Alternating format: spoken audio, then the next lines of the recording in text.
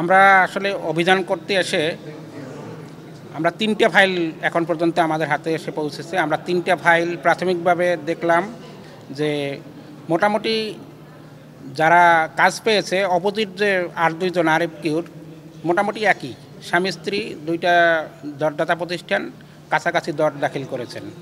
আর আমরা ঠিকাদারের সাথে কথা বলে জানতে পেরেছি তার এখানে ৬০টা কাজ চলমান। আমাদেরকে এই সিটি কর্পোরেশন থেকে মাত্র ৩টা ফাইল সরবরাহ করা হয়েছে, বাকি ৬০টা ফাইল এখনও আমাদেরকে সরবরাহ করতে পারেনি। তারা আমাদেরকে সরবরাহ করবে বলে বলেছেন। আমার ধারণা যে এই ৬০টা কাজের কাগজপত্র এখনও তাদের তৈরি হয়নি। অলরেডি কাজের হাফ ডান। আমরা যতটা দেখলাম কাজের অর্ধেক কাজ অলরেডি শেষ হয়েছে, এখন পর্যন্ত কাগজপত্র তৈরি করা হয় নাই। ফাইলগুলো আসলে ওইরকম পর্যালোচনা করা হয় নাই, তবে আমরা একই সঠিক প্রতিযোগিতা হয়েছে বলে আমাদের কাছে প্রতীয়মান হয় নাই। পিপিএ অনুযায়ী প্রতিযোগিতা হতে হবে, এখানে সঠিক প্রতিযোগিতা হয়েছে বলে আমাদের কাছে প্রতীয়মান হয়নি। আরএফকিউ পদ্ধতি হয়েছে, কোটেশন ফর রিকোয়েস্ট।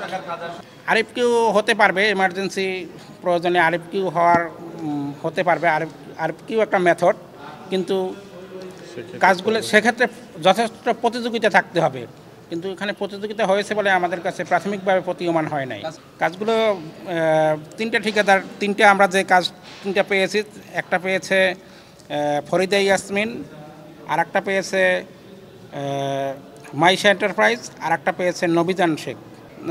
ঘাবলা বলতে আমরা ওই আরও যে ৬০টা কাজ চলমান রয়েছে সেই কাজগুলোর কোনো কাগজপত্র আমরা এখনও পাইনি। কাগজপত্রগুলো আমাদেরকে সরবরাহ করতে পারেনি।